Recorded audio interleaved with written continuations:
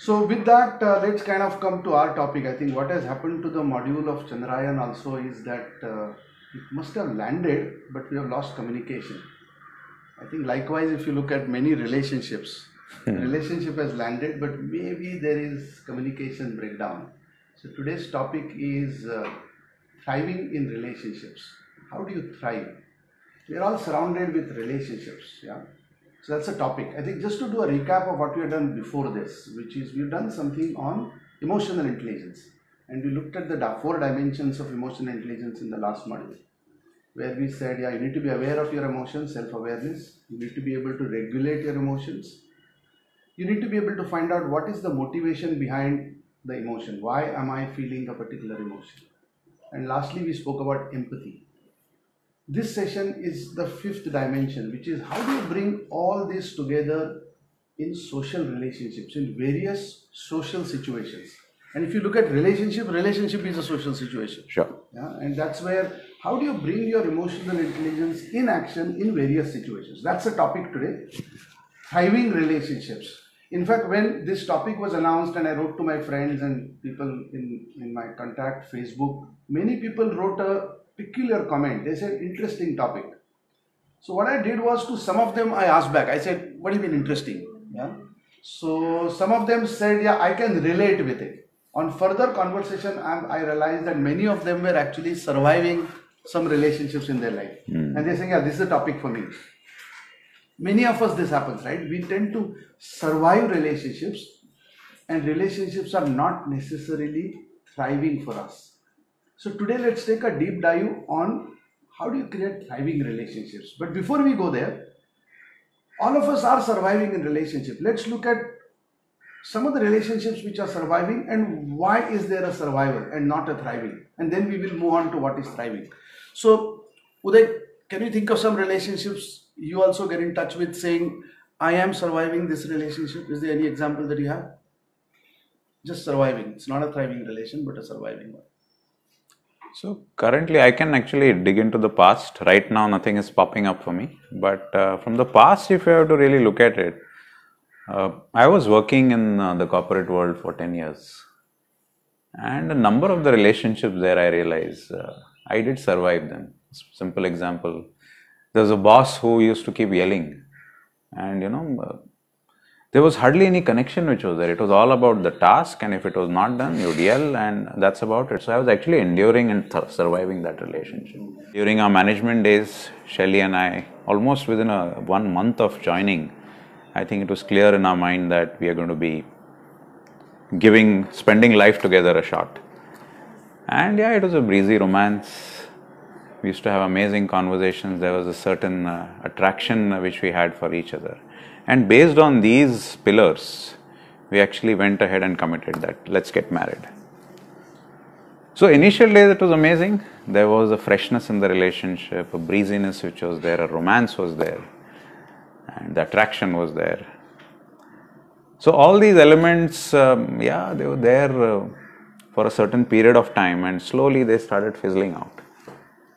And it became actually for a certain period, like any other, I would say, typical marriage which has got into manipulation, domination, and we're trying to play games with each other, etc. So I did go through that phase. In fact, I'll talk more about how... do see a lot of relationships. I mean, a close family person in my family going through this survival with his wife, and we see that regularly. Confirmed with him, I asked him, how is the relationship? And very clear language is surviving. So many people do tend to survive. I have survived in some relationships as well. Yeah, professionally, similar to what you said about a boss. I have survived in some professional relationships, uncooperative peers working around who are just not cooperating. For no rhyme and reason that you're aware of and you're unable to resolve it, you somehow survive that relationship for some time. And question to ask is, one, what's making us survive, and what is thriving relationship? What makes a relationship thrive? What's our definition of a thriving relationship? So 2 points I want to make here, which is relationship is a verb, it's not a noun. So relationship is never steady state. Relationship is an activity in which the goalpost is constantly moving. It's a moving goalpost situation. So you need to be constantly at it. I think the board that they write on highway, Dhyan Hata Durghatna Gati, in any relationship that's bound to happen. The minute you start assuming that this relationship is now on track, nothing needs to be done on it, I think that's the moment actually relationship goes from thriving to surviving, because you're not paying attention. So first of all, relationship is a verb. And what is thriving? Is there a formula for thriving? In fact, one of the biggest problem we believe people go through in relationship is because they have a definition of what thriving is. They look at thriving a formula, a particular way. So if it is not like this, then the relationship is not thriving. And they have very limited definitions. Thriving means 1, 2, 3. If it is one of these 3 options, then the relationship thrives. Otherwise, the relationship doesn't thrive. So the definitions are very narrow. So let me share an example. Sure. And then Uday, I'll invite you also to share. So I have a brother-in-law. He is typically an introvertish guy. Doesn't express a lot. In families also tends to remain aloof. There was a period of time in our life when I was transferred to another location. And this brother-in-law of mine here is from that city. Because this was a new city for us, he was the closest and the only relative to begin with. So we ended up spending a lot of time together. And frankly, I got close to him during that phase. My wife is of course close to him from childhood, similar age. Now my wife's complaint always has been that, this guy does not share things. Whatever is happening in his life, I get to hear it from someone else. Because possibly my wife's definition of thriving relationship is that if the relationship is thriving, you will transparently share things with me. And this guy doesn't share. And with that definition, their relationship doesn't thrive. I experience, I don't maintain a great communication with this person. In fact, this individual refused to be on the family group also. After a lot of force he was put there, he doesn't respond on the family group, doesn't wish people. And many people have grudges about it. Why does he behave like this? And so they have that definition, and hence their relationship with him doesn't thrive. Somehow I find I don't have that definition for relationship where it has to be constant contact and need to share everything with me. Not necessary for me. We can meet after 6 months, we can meet after a year. But when we meet, we spend terrific time together. And when we meet, I have seen he is very authentic. When he was confronted by my wife also saying, why don't you share and all?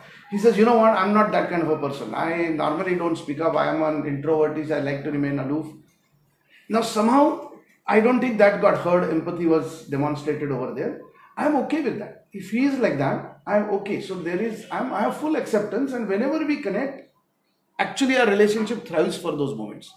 A classic case where if you are flexible with your definition of thriving, in fact, any relationship you can make it work and thrive. So of course, I have some of my definitions as well. And I was actually sharing this with Uday some time back, which is unstructured individuals. Too much of a free flow individuals, those relationships I struggle in thriving because that confuses me.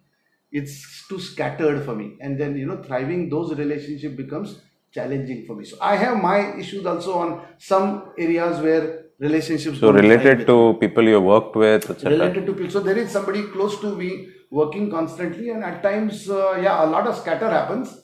That scatter confuses me completely.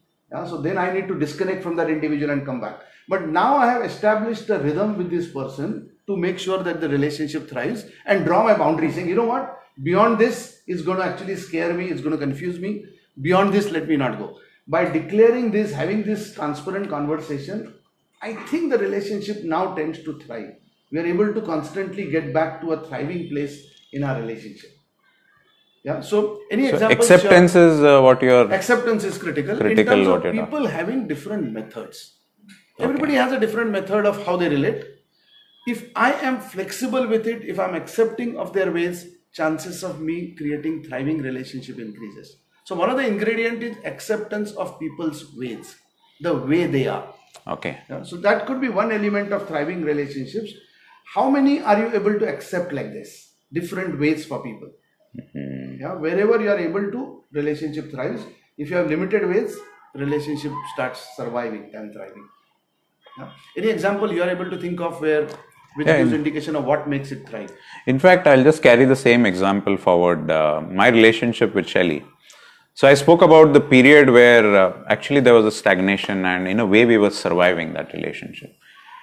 And in the kind of work that we do, this is very common. When we come across people, they come for counseling and they discuss marriage. A lot of this comes across. I think one critical factor which helped us to align and get back that thriving element back into our life was one thing which you mentioned, Atul, is that of acceptance. Can I really accept? So, because pre-marriage, we knew around 10% of each other. After that, the 90% really became something which was, very different. But how do you learn to accept that particular aspect? And how does acceptance get enabled? I think a critical factor which has worked for us to define a certain context in which we are in the marriage. Am I in the marriage just because we have signed a contract and till death do us apart? Just that is the context? Or is there something more?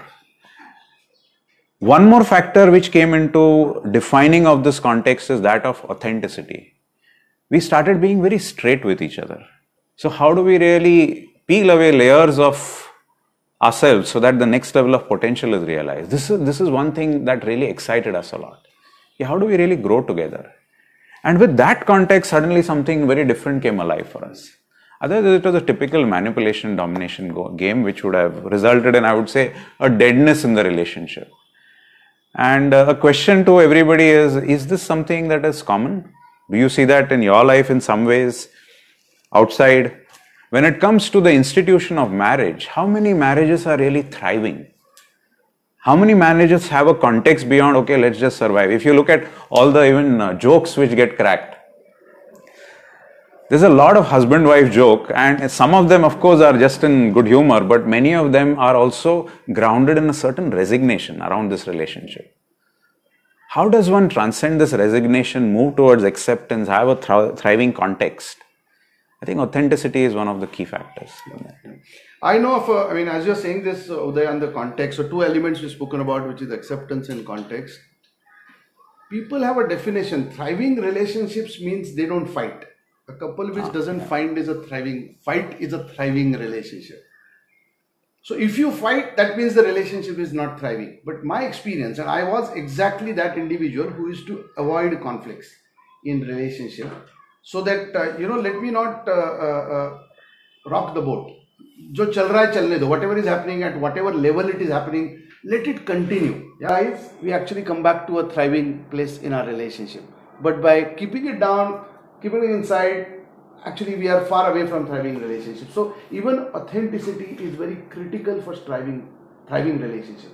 If you don't do that and bottle it up, actually resignation sets in and thriving relationship becomes impossible. Sure. So that's also another element of a thriving relationship, where we spoke about 3 right now. There are a few more, but we spoke about context, we spoke about authenticity, we spoke about acceptance. Of different ways for people. So maybe at this point, let's take a pause and see if there's any reflection question people have, and try and see whether we can answer some of that and take the conversation forward. Sure. I think Shelly, you have. So Ved Prakash has a question. We accept. What if the partner doesn't? Okay. You want to respond to this? So for me, it's a question of, as Atul had said, it's a verb. So if I'm in an authentic relationship, how is it that actually we can come on the same page? How do we really have a conversation with each other and come on the same page? So acceptance is not something that happens overnight in terms of, okay, this is this, and acceptance does not mean I'll do whatever I want to do and that person should accept me. So actually diving deep into what does acceptance really mean to you? That's a very, very critical aspect. And to me, it looks like a case for a dialogue. It looks like a case for a conversation to happen, a case for an alignment around context. And in that, acceptance is something that is possible. And whilst we are talking about acceptance, I just want to elaborate a little bit on what does it really mean. Okay. In my relationship with my daughter Soumya, in early days, when she was just a kid, I remember she used to be a pretty socially reclusive kind of a child, very quiet, would spend time reading her books, etc. And it reminded me of myself. So there was an instant non-acceptance that would come into me. I would say that this is not okay. I know what kind of issues I have been through in life because I've been quiet. I needed to learn how to speak up, to interact with people, etc. And it's been such a struggle. So in this space of non-acceptance, I would go to her and tell her that you must speak to people. My wife, Shelly, who's a natural extrovert, would feel that, yeah, everybody needs to speak up. She is not speaking up. So from both sides, she would get this energy of non-acceptance. And what do you think happened with Soumya? She actually started shutting down even more. So for me, this is an example of non-acceptance. As light dawned on us, I think over a period of time, acceptance came into our language as well as our energy. And the realization was, it's okay the way she is. Can we just accept her? Energetically, when we accepted her and in that space we were able to speak to her, it was a very, very different experience for her. There was a point of time when she was socially reclusive, she attended some programs, there was an environment which supported her, landed up in 10th standard being considered to be one of the head girls in school. So that was a transition which I would say was fueled a lot by acceptance. So what is acceptance? That's also another thing to be looked at very carefully. Yeah, in fact, acceptance is not something what you give, but what the other person receives. You may say, I'm giving acceptance. If the other person doesn't receive it, real question is that acceptance? Sure. So, Ved Prakash, question to you is, when you're saying, I accepted, is that the experience of your wife? Is she experiencing acceptance from you? Because if she's not, we are still locked into some kind of right-wrong relationship there. Genuine acceptance will free that other individual. At least that's been my experience, where when genuine acceptance gets communicated and gets received by the other person, they start opening up. So acceptance is a space that you create around yourself. I accept myself, I accept you, I accept the fact that we are different. Now how do you want to do it? So that's why Uday spoke about context. It's not just about acceptance as one isolated element. Acceptance in a particular context. Yeah, in a context of, I want to make this work. How do we discuss now? I am different, you are different, my needs are different, your needs are different. We prefer different things. How do you make this relationship work now? I think that's the acceptance that we are talking about as experienced by the other person. Sure. Very clearly in your question, I'm seeing that the other person is not experiencing that level of acceptance. So maybe that's something that you can reflect on that. And truth be told, I'll just make a trivia.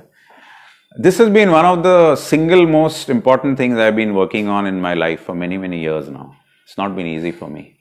And more people I talk to, acceptance is not something that is very easy. Being a product of a certain upbringing, a certain conditioning, a do's, don'ts, etc., I view the world and people through that lens and either accept or reject based on that. So how do I keep those lens aside and in purity accept? Otherwise, it is conditional acceptance. So moving towards that kind of an acceptance is a journey for me. I won't say it has been a journey. It is a journey for me.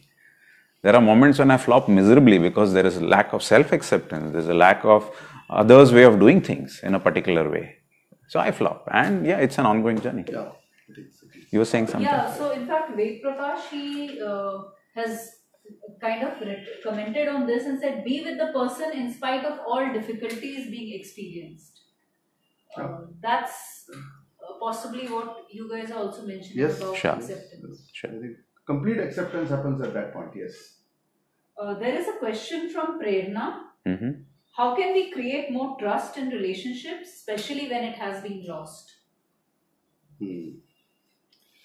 Trust, of course, is a separate conversation. Maybe there's a complete conversation and trust that needs to be had, but from the context of this whole thriving relationship and trust.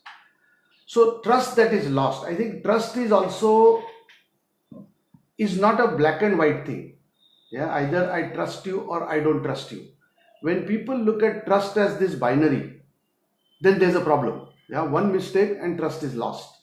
Versus, I like the metaphor of trust is like there's a trust wall that both of us create, where there are bricks and there are many bricks. Something happens, some bricks get removed. Why? Because I promised you something, I didn't keep my promise. So a few bricks got removed. But then I can do some other act by which some other bricks get again restored into the wall. And are we taking care of this trust wall together? That's what trust is. Yeah. So I think in the very question, if you're saying trust is lost, it's not a binary. First of all, okay, looks like some bricks have got removed. It's going to require a conversation now. You will have to define a context, as we said, to create thriving relationship over there. Have authenticity. Again, authenticity is not like I will speak whatever I want to and you are not allowed to speak. Like acceptance, authenticity is also energy space that you create, where both parties speak very honestly, very authentically with each other. There's a space for dialogue. There's a space for dialogue that you create. And then acceptance. If you're able to create these things, slowly some more bricks in the trust wall will come in. And I think that's how the relationship goes. So in each relationship that each one of us has, we will have to take care of our trust walls. Some bricks get removed, some gets reinstalled. Removed, reinstalled. And this process will continue. So there is again no steady state when it comes to trust as well. It's a verb, it's not a noun. Yeah, so it's always work in progress, remember that. Yeah, so I hope, Prerna, you are getting some answers. If some of you can actually share actual live examples, I think that will help us to connect with live, because we have shared some of our examples without actually knowing the situation. You can't give a formula. We don't know. I mean, in that sense, we don't know. So it will help if some people are sharing actual experiences.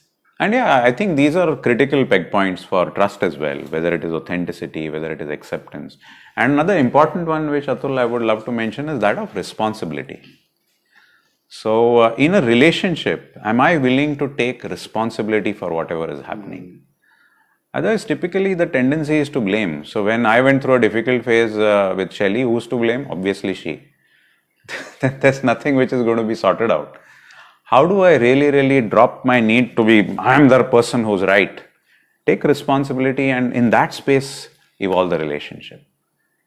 So responsibility, authenticity, acceptance, to me, these are very critical aspects of trust. And some people want to be right and have a thriving relationship. ये नहीं होता. You can either have a relationship which is thriving, or you could be right. You know, this whole I need to be right in a relationship is a big cancer. It's a big cancer. It's about, defining relationship as a right and a wrong. Will never lead you to anywhere. So taking responsibility for a relation. Because remember, whenever you are surviving a relationship, a part of your life is surviving. You are surviving. So you can't, it's your relationship at the end of the day. You are in that relationship for a long time and it's bothering you. So actually, question is, deal with your life. By blaming the other person, you are messing your own life up. Why are you doing that? Yeah, so many times people do remain in relationship for a long time, but don't work on it. That's the tragedy. So work on it. Create that space. Create that dialogue. It's a verb. You will never have a steady state thriving. वो सिर्फ Hindi movies में होता है, and they lived happily ever after. ऐसे नहीं होता. It's a you will have mess and you will clean the mess, and you'll have mess and you'll clean the mess. That's the beauty of relationship. That's how relationships are. So don't expect a steady state. अगर वो steady state है, निकाल दो. Yeah, I think you were speaking about Mills and Boons, those romantic notion stories, and it's never going to be like that. It's never. It is going to be up and down. Relationship is a verb. Never forget that. Any other comment, question that Shelly has come up here? No, right now. No other thing has come up? No other questions. No, okay. So, yeah, I think these are the critical peg points which we are looking at in terms of building a thriving relationship. Do you have a context which is alive? Now, what is the context in which Atul and I are partnering in this life learning solutions?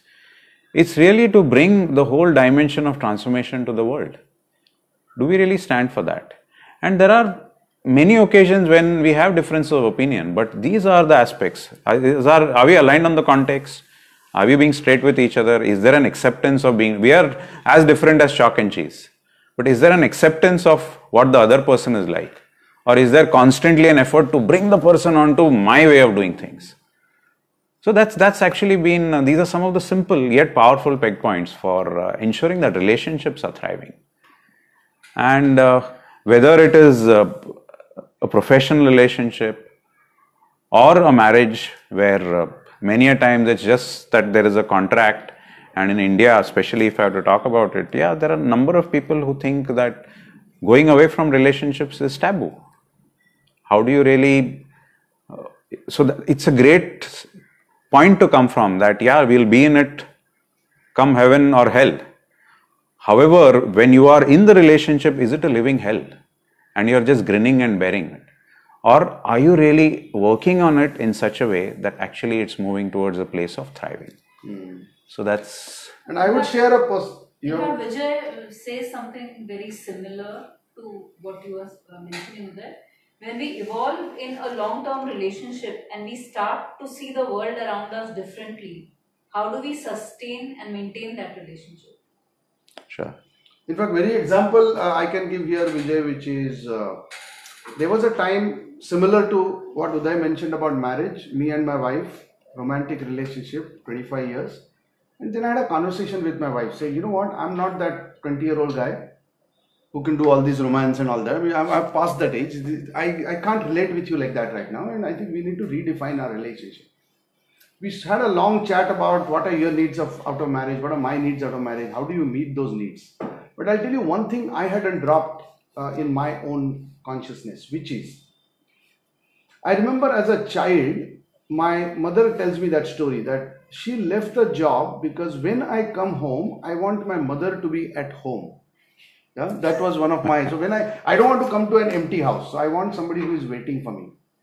So I told my wife, you know what, I mean, we need to figure out ways of meeting our needs differently. So my wife started making some choices of meeting her needs, not in our relationship, but in some other relationship. So got involved with some social work, created some other groups with whom she is participating and doing something, which actually kept her away from house. And there are times when I need to come to an empty house.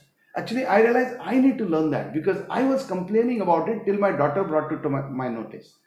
So what happened was my daughter was at home. I opened the door. She opened the door and I said, where is mom? She said, mom has gone out. Where? She told me where. And I said, when is she going to come back? She said, she'll come back by around 7:30 p.m. I had come for lunch, 7:30 p.m. And I said, 7:30 p.m. You know, I just said it in the... So she said, what's that tone? What does that mean? I mean, why are you making a big deal out of 7:30 p.m.? And I realized that actually still I was making a big deal out of she meeting her needs differently. So in relationship, we want the other person to do things differently, but question to ask is, are we willing? Sure. Am I willing? I found myself falling short there. I wasn't willing. एक जगह मैं बोल रहा हूँ मैं ये नहीं करूँगा. I won't do this. I can't meet your needs like this. You figure out ways. And when she figures out her ways, then I complain. Yeah, classic case where you kind of create a jam in relationship. Relationship will never thrive like that. And I realized that my daughter brought it to my notice through that tone. So the question is that, are you also growing? I think the metaphor that comes to my mind is all your relationships, all relationships. Imagine entering into a room with 1,000 mirrors, which actually shows you how you look from outside from all angles, 1,000 mirrors. Now replace those mirrors with your relationships. All your relationships are mirror of who you are, how do you occur in the world around you. And now through these mirrors, these relationships, if you see some pattern, I think there is a learning agenda for you. So it's actually a reflection of what you need to learn. Agar same thing, if the same thing is happening in different relationships Sure. for you, looks like there is a message. So your relationship world is like a room with 1,000 mirrors around you, trying to reflect something back at you. Look at your relationship. Mirror ko change mat karo. I think all people, they waste time cleaning the mirror, changing the mirror. Forget the mirror. Focus on yourself. All relationships are pointing to what you need to learn. I think they have come into your life with that contract, that they will teach you that this is what you need to learn. And again, whilst I'm completely with you on that, Atul, there also comes a time when perhaps in relationships, the values are so different and you're growing in different directions. Then perhaps it's a time to really question whether that relationship needs to be there or not. Because values alignment is critical for me, if I have to speak about it, and I'm sure that's... So, unless there is an alignment of values, it's actually to me not really a relationship beyond a point. Something that I'm really looking forward to making it thrive, etc. Yeah. So if there is a context of my life, there are certain values, And in that, I'm looking forward to authenticity and acceptance as some reference points for living life. I'm on for it. Otherwise, in the limited time that I'm going to be there over here, the limited time that I have interacting with people, I might as well focus on partnering with people who are aligned. So, and at times, of course, there is an aspect of creating alignment, but is there a fundamental alignment of values? That's a critical thing. There may be different ways of expressing those, but fundamental alignment for me is critical. Yeah. Okay. No other comments? Okay. Okay. So then that brings us to the close of this conversation. And if you have more questions, as I requested earlier, also if you can actually share your experiences, that might help us reflect back on your question and connect it back to life, to reality. So if you have any questions, share them on the chat with actual examples. I think that will help us to reply back, respond back to you constructively. And hope to see you next month now. Anything else to be announced? Yeah, just as a reflection point, taking away the key things that we have shared today. In all your important relationships, people who are there in your life, are you clear of what context is really keeping you together? Are you really being straight with each other? Is there an authenticity? What's the level of acceptance? And finally, are you taking responsibility for the relationship? Or is there just a blame? Something may not be working, and are you just blaming the other individual? Reflect on these 3 or 4 points and actually put it through that lens and see how your relationships are really. And experience for us has been that these are very powerful contributors to making relationships thrive. So that's it. All the best. Thank you. Thank you.